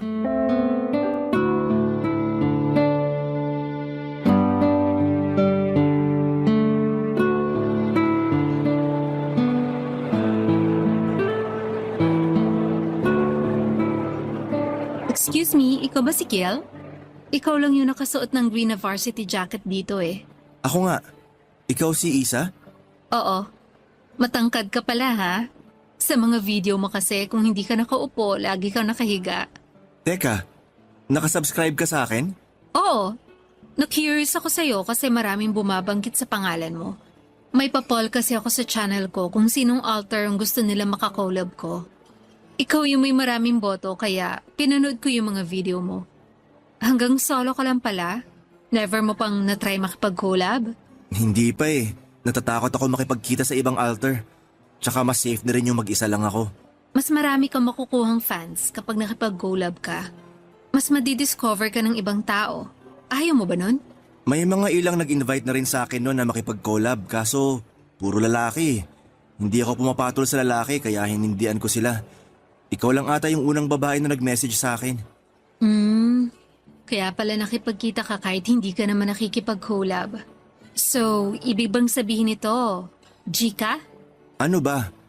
Paano bang gagawin natin? Gawin natin kung ano yung gusto mapanood ng fans. Kung ano yung ginagawa ng babae at lalaki sa kama, yun lang yun. Ang kaibahan lang, naka-video tayo. Paano yan? Hindi ako nagpapakita ng mukha eh. Baka makilala kasi ako ng ibang tao. Huwag kang mag-alala, pwede naman nating i-blur yung mukha mo eh. Pwede ka rin magsuot ng mask para masigurado. Wala ka bang ibang pagkakakilanlan? Kung may tattoo ka o balat sa katawan, pwede nating lagyan ng plaster yon kung sakali. Wala naman. Wala akong tattoo at balat. Okay, edi good. Magsuot ka na lang ng mask para hindi ka makilala ng mga tao. Ano, Gina? Paano naman yung hatian kung sakali? Walang hatian. Ipopost mo yung video natin sa channel mo. Ipopost ko rin yung sa akin sa channel ko. Sa iyo yung makukuha mong pera, akin naman yung sa akin. Basta ba tulungan mo ako mag-promote, tutulungan din kita mag-promote. Ganun lang. Ano, payag ka? O sige, Pero may kondisyon ako ha. Ano yun? Kailangan mo muna magpa-test para malaman ko kung safe ka. Mahirap na. Baka may sakit ka pala na hindi mo alam, mahawaan mo pa ako. Sige, yun lang naman pala eh. Hindi bale, gagamit din naman tayo ng protection kaya safe na safe tayo. So, okay na. Wala nang bawian ha. Oo, sigurado na ako. Saan tayo magvi-video? Pwede ba sa inyo? Hindi pwede. Kasama ko mga kapatid at nanay ko sa bahay. Paano ka nakakagawa ng video? Kapag walang tao sa bahay o tuwing madaling araw. Okay. O sige. Sa apartment ko na lang natin gawin yung video. Ikaw na lang ang pumunta doon. Teka, tigasan ka ba? Paranaque. Sasend ko sa yung address ko mamaya. Kailan ka pala available? Anytime pwede naman ako. O sige. Mag-set na lang ako ng schedule. Tapos message na lang kita. Gamitin na lang natin yung equipment ko sa bahay. Ako na rin mag-i-edit para mas maganda yung video. Ikaw ang bahala. Wala ka na bang ibang tanong? Alis na ako. Ayaw mo bang kumain na muna tayo? Next time na lang. Kailangan ko pa mag-prepare. May client ako mamaya. Okay, sige. Kung ganun, wala na. Kita-kits na lang? Okay, sige. Mag-ingat ka. Ikaw din. Papadudot, aaminin ko na unang kita ko pa lamang kay Isa ay na-turn on na kaagad ako sa kanya. Napakaganda niyang babae. Sobrang bango pa. Para siyang bulaklak na masarap pitasin. Maputi siya at maganda ang kanyang katawan. Para siyang sexy star na napapanood sa mga pelikula. Hindi ko yon inaasahan dahil dami account lamang ang ginagamit niya sa pagme-message sa akin noon. At wala itong ibang picture maliban sa isang cartoon character. Matapos nga ang pagkikita namin ni Isa ay nag-subscribe ako sa channel niya at pinanood ko ang mga video niya. Napaka-wild niya sa mga video niya. Taliwas na taliwas ito sa mga maamon niyang mukha na parang hindi makabasag pinggan. Ibang-iba siya noong nagkausap kami at noong nasa harap na siya ng kamera. Nagulat din ako sa dami ng subscribers niya. Bawat video niya ay umaabot ng libo-libong views. Ilang araw matapos ang pagkikita namin ay nag-set ng date si Isa para sa collab naming dalawa. Nagpunta ako sa apartment niya na studio type. Nagkalat sa paligid ang mga ring light at dalawang kamera. Noon ay nakita ko ang itim na sofa na laging present sa mga video niya. Maliban sa kama ay doon kasi niya karaniwang ginagawa ang mga video na ipinopost niya online. Bago kami gumawa ng video ay nag-live pa noon si Isa kasama ako para i-announce ang upcoming collab naming dalawa sa kanyang mga fans. Noong time na yon ay sobrang dami ng taong nagpapadala sa kanya ng virtual gifts na pwedeng ipamalit sa pera. May mga request din ng fans nila na ginawa namin tulad ng kiss sa harapan ng kamera at kung ano-ano pa. Pagkatapos noon ay saka namin ginawa ang video na umabot ng halos 1 oras.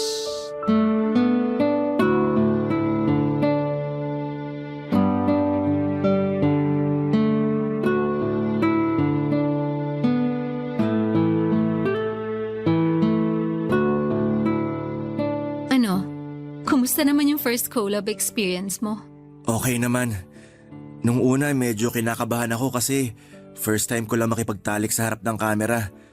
Pero kalaunan nakalimutan ko na rin na may kamerang nakatutok sa atin.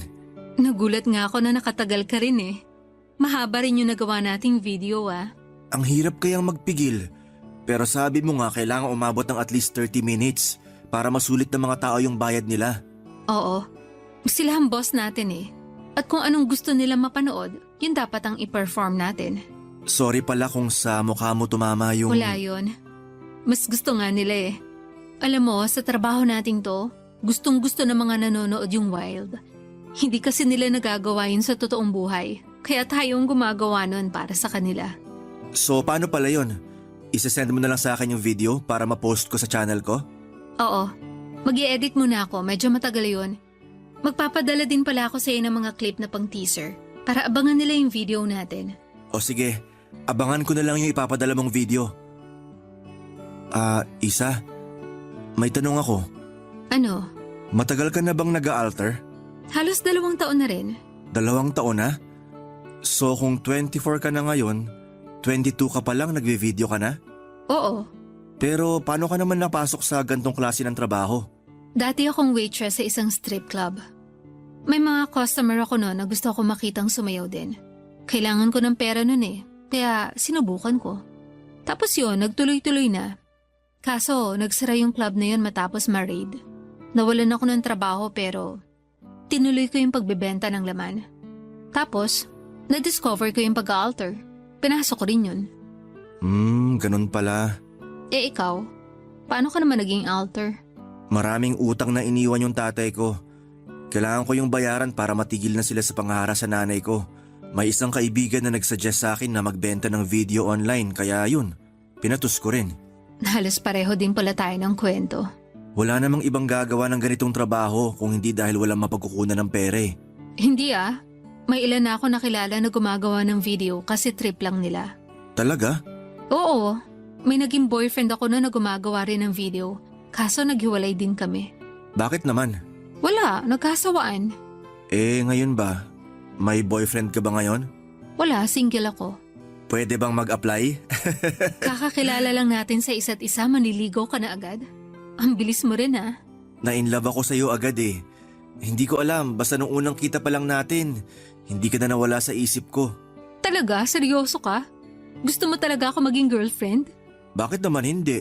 Sigurado ka ba dyan? Gusto mo maging girlfriend ang isang tulad ko? Wala namang masama ah. Marami ako nakakasamang lalaki halos gabi-gabi. Okay lang sa'yo yun? Naiintindihan ko naman na trabaho lang yung ginagawa mo eh. Pareho tayo ng ginagawa kaya maiintindihan kita. Iba ka rin ha? Yung ibang lalaki, kapag nalaman nila kung anong trabaho ko, umaayaw agad sila. Yung iba naman, gusto lang ako ma-experience, kaya kunwari, nandiligaw sila.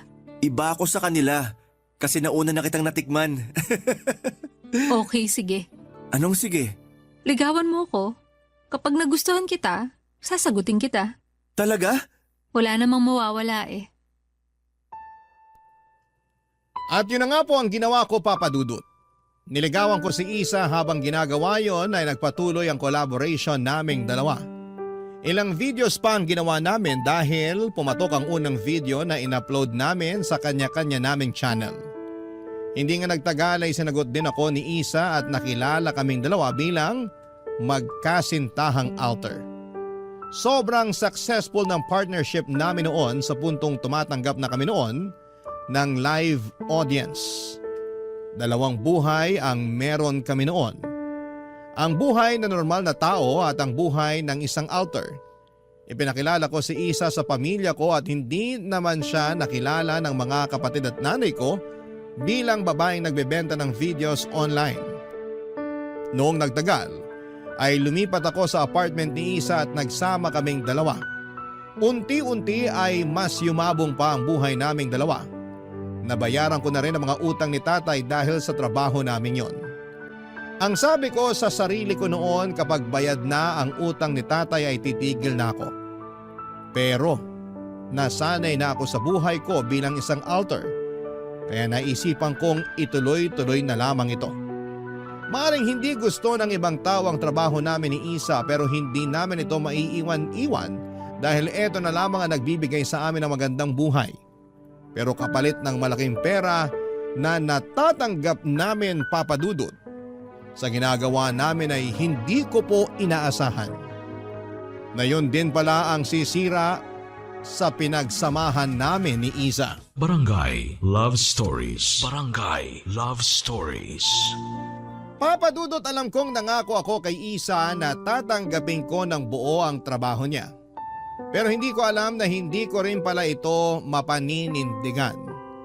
Sobra kasing lumalim na ang nararamdaman kong pagmamahal para sa kanya sa puntong nagsimula na akong magselos sa mga lalaking nakakasama niya.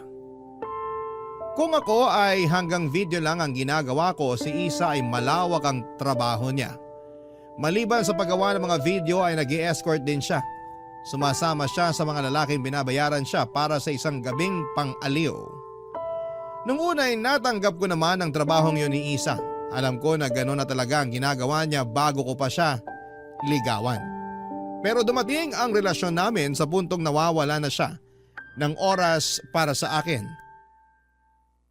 Lagi siya noong nasa labas. Gabi-gabi siyang umaalis para makipagkita sa mga kliyente niya.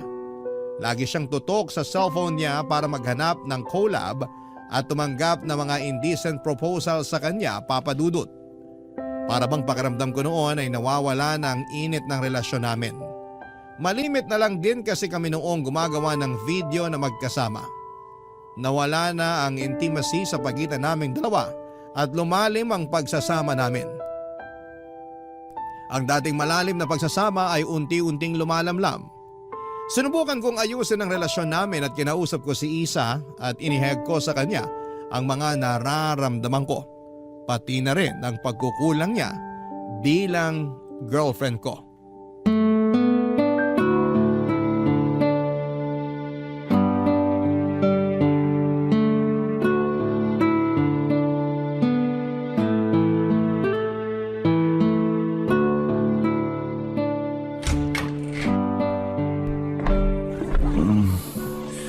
Uuwi mo lang? Oo. Nagising ba kita? Sorry. Anong oras na ba?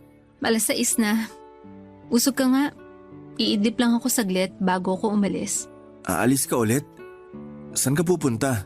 Oo, aalis ako mamayang alas 9. May client ako sa Tagaytay. Pabiyahe ako na maaga kasi sasabay ako sa kakilala ko. Usog ka na, dali. Oh, dito ka. Tagaytay? Ang layo naman nun. Oo, sa Tagaytay. Medyo malaki to kaya hindi ko siya mahindian. Tsaka matagal ko ng fan yung client na to eh. Sunod-sunod yung racket mo ah. Magpahinga ka naman. Hindi na kita nakakasama rito sa bahay. Bukas wala akong trabaho. Masusolo mo ko, huwag kang mag-alala. Ay, nasanay na lang talaga ako. So bakit ka naman inabot ng alas 6 ngayon? Nag-request yung client ko eh. Sabahan ko raw siya mag-breakfast sa hotel nila bago ako umuwi. Sinamahan mo naman. Malamang, may ekstrang bayad yun eh. Sayang naman, tsaka libre na yung pagkain kaya pumayag na ako. Mabuti pa yung ibang tao na kasama mo sa pagkain. Samantalang ako na boyfriend mo, hindi mo man lang ako magawang saluhan. Sorry na, busy lang talaga. Ayaw mo bang tumigil na lang sa trabahong to? Okay naman na tayo eh. Maayos na buhay natin. May konting ipon na rin naman ako. Maghanap na lang tayo ng normal na trabaho. Akala ko ba naiintindihan mo tong trabaho kong to? Oo, naiintindihan ko naman. Pero ito na ba talaga yung gusto mong buhay? Ayaw mo bang bumuo ng panibago kasama ko? Ayaw mo bang lumagay na lang sa tahimik? Yun ba ang gusto mong mangyari kaya hindi ka na gumagawa ng video? Oo, sana. Sige, gagawin ko yung gusto mo. Talaga? Oo. Kung gusto mong tumigil na ako sa ginagawa ko, gagawin ko. Hindi nga. Oo nga. Mahal kita eh. Kaya kung gusto mong tigilan ko na to, gagawin ko para sa'yo. Paano yung mga client mo? Tatapusin ko lang yung mga nakabook sa akin tapos magpapaalam na ako sa kanila. Salamat at naiintindihan mo ako. May gusto ka pa bang ibang sabihin na bumabagabag sa isip mo? Wala na. Okay. So kung titigil na tayo dito, ano magiging trabaho natin? Nakapagtapos ka naman, di ba? Sigurado ako mabilis ka lang makakakuha ng trabaho. Ang totoo niya, naghahanap na nga ako ng trabaho ko eh. Talaga? Saan naman? Parang gusto ko maging virtual assistant. Sikat yun ngayon eh. Nag-try ako mag-apply last week. Kaya mo ba yun? Lahat naman natututunan eh. Mukhang maganda nga yun na trabaho. Balita ko malaki din ang kita dyan eh. Kaya nga ako nagkaroon ng interest dun eh. Sana pala rin. Sana nga. Basta, nandito lang ako para suportahan ka. Ikaw rin. Susuportahan din kita sa kung ano man ang gusto mong gawin. Okay, pag-iisipan ko muna kung saan trabaho ako lilipat. Pero sa ngayon inaantok na talaga ako. Matutulog muna ako ah. Sige, matutulog din ulit ako para may katabi ka. At katulad nga na napag-usapan namin ni Isa ay tinapos na lamang niya ang ibang booking niya at saka hindi na siya tumanggap ng bago. Nagpaalam kami sa mga fans namin at doon din ay tuluyan na naming tinalikuran ang buhay namin bilang alter. Dahil nahirapan ako maghanap ng trabaho ay naisipan namin ni Isa na magpatayo ng isang negosyo.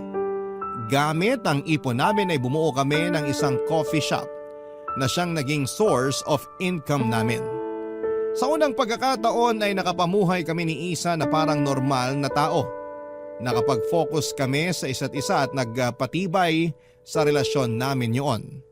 Dream come true para sa akin na makasama ko ang taong minamahal ko. Natutuwa ako na sabay naming binuo at binago ang buhay namin, Papa Dudut. Tumagal ang tahimik naming buhay ni Isa ng 1 taon. Maayos naman ang naging takbo ng relasyon namin. Naging maganda rin ang outcome ng negosyo.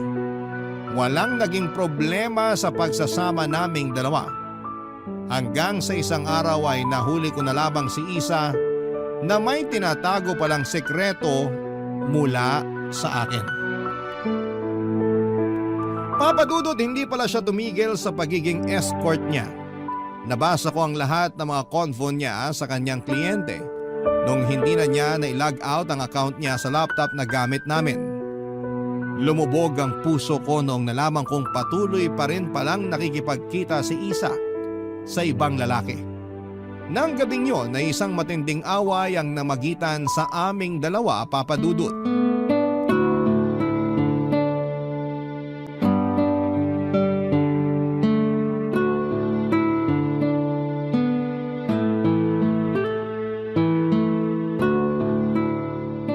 Isa, paabot naman ng laptop dyan sa tabi mo. Mag-i-inventory lang ako. Heto. Ay, teka sandali lang. Bakit? Wait lang, may aayusin lang ako dito sa laptop. Amin na, para matapos ko na tong ginagawa ko. Sandali. Ano bang ginagawa mo dyan? Nagla-logout ka sa account mo, no? Ha? Ang sabi ko, yung dummy account mo, nalimutan mo yatang i-logout. Nakita mo? Oo. Nabasa ko rin lahat ng conversation mo nitong nagdaang linggo. Kiel.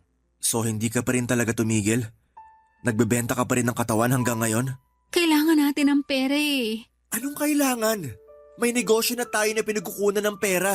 Bakit kailangan mo pang magbenta ng laman? Kailangan ba talaga natin ng pera o kailangan mo ng pera? Para sa atin din naman tong ginagawa ko eh. Ha? Paano? Anong paano? Mahal ang renta natin dito sa apartment. Simula nung mag-decide kang lumipat tayo.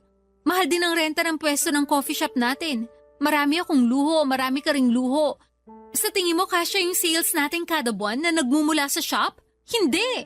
Anong pinagsasabi mo? Pinapalabas mo ba na ikaw ang bumubuhay sa atin, ganon? Na yung pagiging escort mo, yun ang nagbabayad sa mga gastusin natin? Totoo naman eh. Eh di sana sinabi mo sa akin na hindi sapat yung coffee shop para sa gastusin natin. Para nakapaghanap ako ng maayos na trabaho. Hindi yung babalik ka na lang sa dati mong gawi. Wala na tayong magagawa, nangyari na. May magagawa pa tayo. Pwede kang tumigil sa ginagawa mo. Isa naman. Akala ko bang okay na tayo? Akala ko ba tapos na tayo sa buhay na yan? Tapos malalaman ko, nakikipagkita ka pa rin pala sa iba't ibang lalaki? Marami akong pangangailangan. At kailangan ko ng pera para matustusan yung mga pangangailangan kong yun. Ibig sabihin ayaw mo talagang tumigil? Ayoko. Magalit ka na kung magalit. Itutuloy ko tong ginagawa ko dahil dito ako nakakakuha ng pera. Tatapatin na kita. Hindi sapat tong buhay natin na to. Hindi ako satisfied sa buhay na binibigay mo, kaya ako na ang gumawa ng paraan. Mas mahalaga yung mga pangangailangan mo kaysa sa relasyon natin? Kaysa sa akin? Oo, yun ang totoo. So kaya mo akong iwan para sa trabaho mong yan? Huwag mo akong papiliin, Kiel. Hindi pwede. Kailangan mong mamili. Ako o yung trabaho mo? Kiel, Isa, ako o yung trabaho mo? Alin ang pipiliin mo? yung trabaho ko. Ito ang gusto ko. Wow! Ganon-ganon na lang? Kaya mo akong iwan para sa pansariling interes mo? Pinapili mo ko eh. Kaya pinili ko yung mas gusto ko. Kiel, totoong buhay to. Hindi drama na pwedeng dayain dahil lang mahal natin ang isa't isa. Sorry, pero hindi ko kaya maghirap kung alam kong kaya ko namang i-provide yung mga pangangailangan ko. Ibang klase ka. Paano mo nasasabi itong mga bagay na to? Ikaw ang nagsimula nito kaya wag mo kong sisihin. Isa lang naman ang solusyon sa problema nating to. Para masalba tong relasyon natin, tanggapin mo kung ano ako. Yun lang yun. Hindi. Kung hindi mo kayang magbago para sa akin, para sa relasyon natin, wala nang rason para isalba pa tong pagsasama na to. Kung mas mahalaga ang trabaho mo kaysa sa akin, hindi ko na ipaglalaban to. Bibitawan mo ako? Sige. Sana maging masaya ka sa ginagawa mo. Kiel, sandali! Huwag kang umalis, Kiel! Papa Dudut, siguro nga'y hindi kami para sa isa't isa ni Isa. Hindi kami nakatadhanang dalawa na magsama. Magkaiba kami ng gusto, magkaiba kami ng hangarin sa buhay. Mas mahal niya ang trabaho niya, mas mahal ko siya. Yon ang pinagkaiba naming dalawa. Pero hindi ko rin hahayaang saktan ko ang sarili ko. Hindi ko kayang gabi-gabing nag-iisip kung sino ang lalaking kasama ng girlfriend ko. Kung hindi niya kayang bitawan ang trabaho niya, ako na lamang ang bumitaw sa kanya. Ilang linggo ang lumipas ay desidido pa rin talaga si Isa na ipagpatuloy ang dati niyang buhay. Kaya naman ako na mismo ang nakipaghiwalay sa kanya. Bumalik ako sa pamilya ko. Iniwan ko sa kanyang apartment namin at binayaran ko na lamang siya para masolo ko ang coffee shop na pinatayo namin. Simula noon ay hindi na muli kaming nag-usap pa. Alam kong malaki ang naitulong sa akin ng pagiging alter ko. Nabago nito ang buhay ko pero ng mga panahong yon ay gusto kong manggaling naman ngayon ang perang nakukuha ko sa bagay na hindi ko ikinakahiya. Nagpursigi ako at ipinagpatuloy ko ang nasimulan kong negosyo. Nag-ipon ako ng pera at binuo kong muli ang sarili ko. Sa ngayon, Papa Dudut, ay masaya na ako sa buhay ko kasama ang sarili kong pamilya. May isa na po akong anak sa ngayon. Ang huling balita ko kay Isa ay isa na raw siyang kabit ng matandang politiko. Hindi ko alam kung gaano katotoo ang balitang yon, pero hindi ko na rin po ito masyadong binigyan ng atensyon. Samantala, ang buhay ko bilang alter noon ay tuluyan ko nang ibinaon sa limot. Hanggang ngayon ay nananatiling sekreto ang parte ng buhay kong yon na dadalhin ko na hanggang sa aking kamatayan. Dito na po nagtatapos ang kwento ko. Maraming salamat po sa inyo, Papa Dudut, at sa inyong mga tagapakinig sa inyong programa sa pagpili ng aking sulat. Ang inyong forever kapuso at kabarangay, Kiel.